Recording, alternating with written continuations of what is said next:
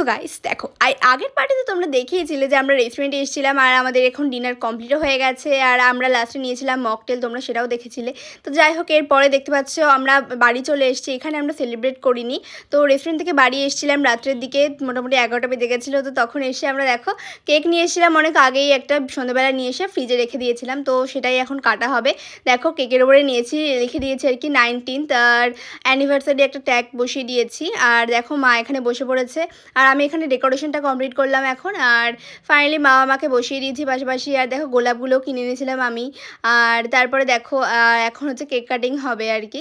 তো প্রত্যেক বছর এরকম ছোট্ট করে একটু সেলিব্রেশন করলে সত্যি আমার ভীষণ ভালো লাগে আর কি করতে সমস্ত কিছু সেলিব্রেশন। তো এই সেলিব্রেশন তো অবশ্যই দরকার, কারণ বাবা মার এরাতে একটুখানি খুশি হয়, তার জন্য তো অবশ্যই সকলেরই এটা করা উচিত। তো যাই হোক দেখো একটা মোমবাতিও আমি মাঝখানে বসিয়ে দিয়েছিলাম। তো এখন কেকটা কাট করলো মা আর বাবা। আর দেখো এটা ছিল ম্যাঙ্গো ফ্লেভারের কেক, এটাও কিন্তু ভীষণ টেস্টি ছিল, খুব ভালো ছিল আর কি। এটা আমি নিয়েছিলাম মজিনিস থেকে। তো দেখো বাবার মুখেও মা খাইয়ে দিল আর কি।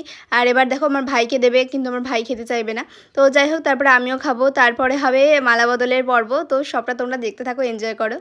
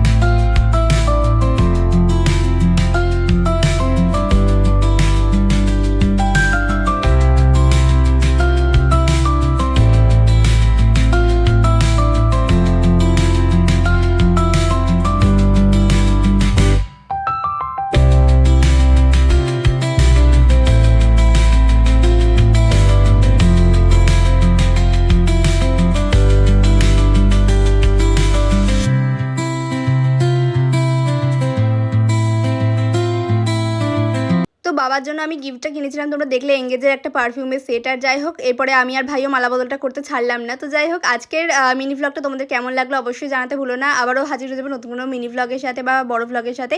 তো সঙ্গে থেকো, সাথে থেকো, আর অবশ্যই ভালো লাগলে চ্যানেলটা সাবস্ক্রাইব করে দিতে ভুলো না আর ভিডিওটাতে একটা লাইক করে দিও।